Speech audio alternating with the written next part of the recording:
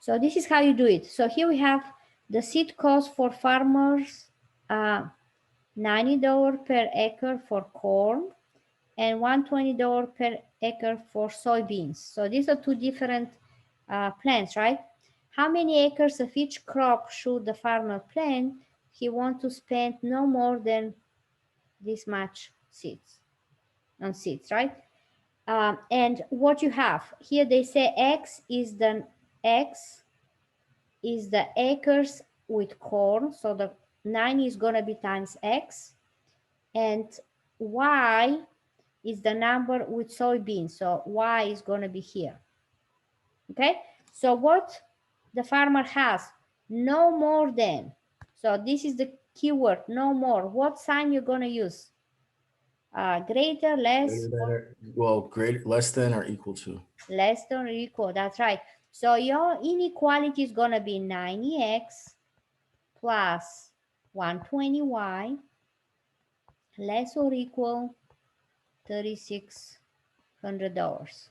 Okay, so that's the inequality. Also, because it's a word problem, all the word problems, they have x is greater than 0 and y is greater or equal 0 always.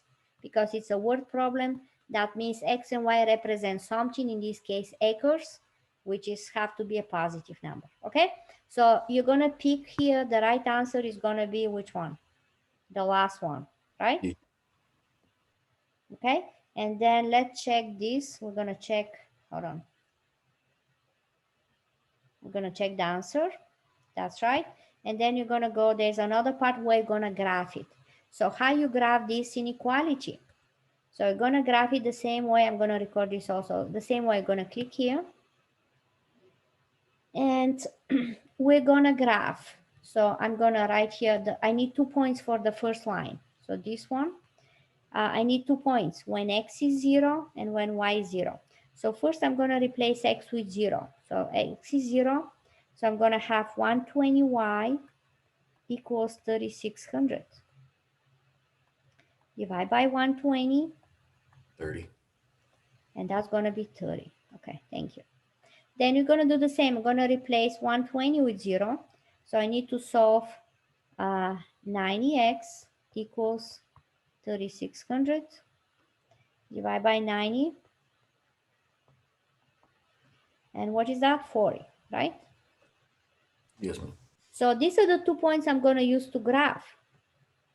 And this is how you graph it. So I'm going to click on the line because this is straight line. And I'm going to click at 0, 30, click there. And then 40, 0, click there. And click at the line again to graph that straight line. Now, because the inequality is less than, that means I'm going to shade below. But before I shade, I have to graph also. I have to graph x is 0 and y is 0. So I have to graph those two lines. In order to graph those, I'm going to click on the line. And then x is 0, y is 0, actually the x-axis and the y-axis. So I'm going to click on 2 points on the x-axis, doesn't matter. And click again to graph the x-axis. And also I have to graph the y-axis. So clicking on the line again, I'm going to click at 2 points in the y-axis. Click at the line to graph it.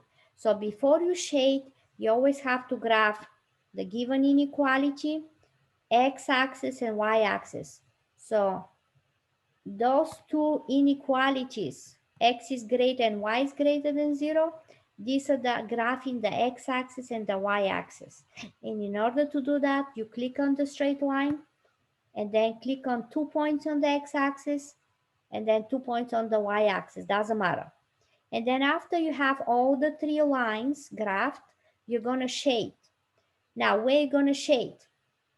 Because inequality is below. That's right, because it's less than or equal, you're gonna shade below the line. And in the first quadrant, it's gonna be inside that little triangle. So I'm gonna shade inside here. And in order to do that, I'm gonna click on the bucket. And then I'm gonna put my bucket inside of the triangle. Okay, and I'm going to save it, and then I have to submit the answer.